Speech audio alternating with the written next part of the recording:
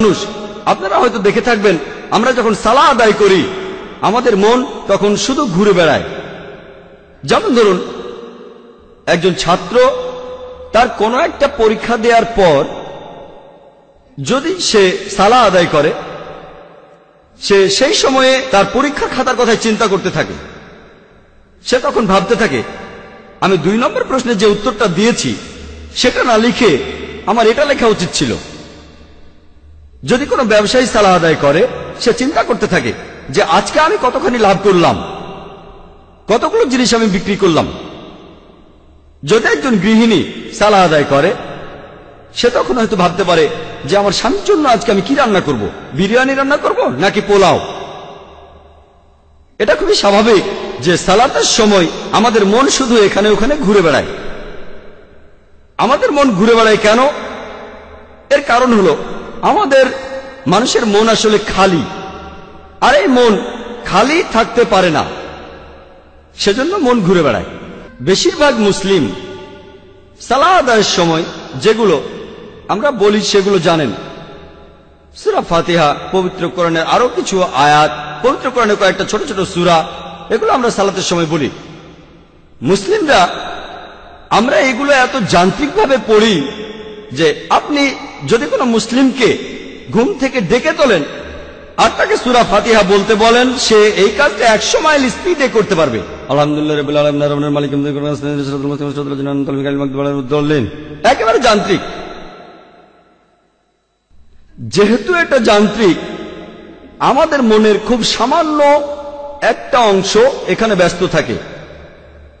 এই যান্ত্রিক অংশগুলো বলার সময় আমরা সেগুলো ভালোভাবে জানি, যেমন সূরা ফাতিহা আর কোরআনের অন্যান্য আয়াত। বেশিরভাগ মুসলিম আমরা বেশিরভাগই অনারব, আমরা আরবি ভাষায় কথাবার্তা বুঝতে পারি না।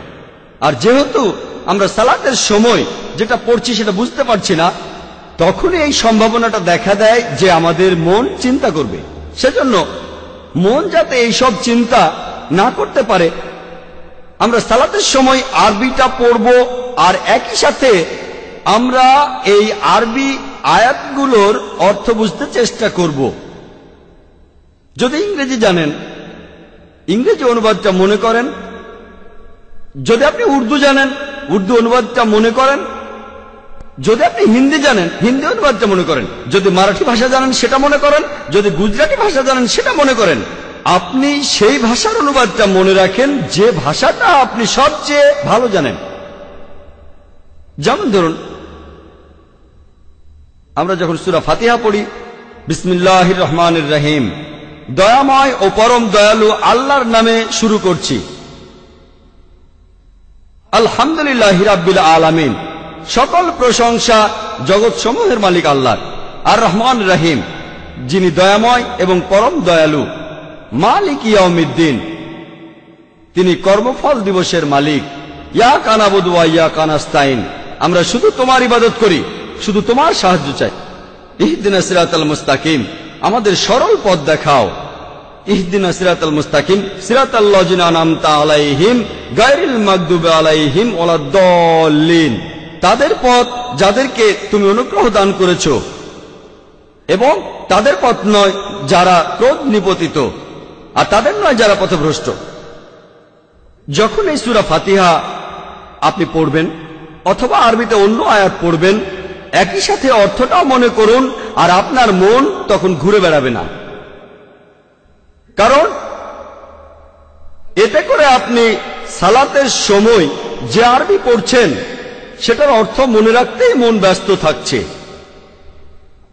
কিন্তু কয়েকদিন পরে বা কয়েক মাস পরে এটা একেবারে যান্ত্রিক হয়ে যাবে।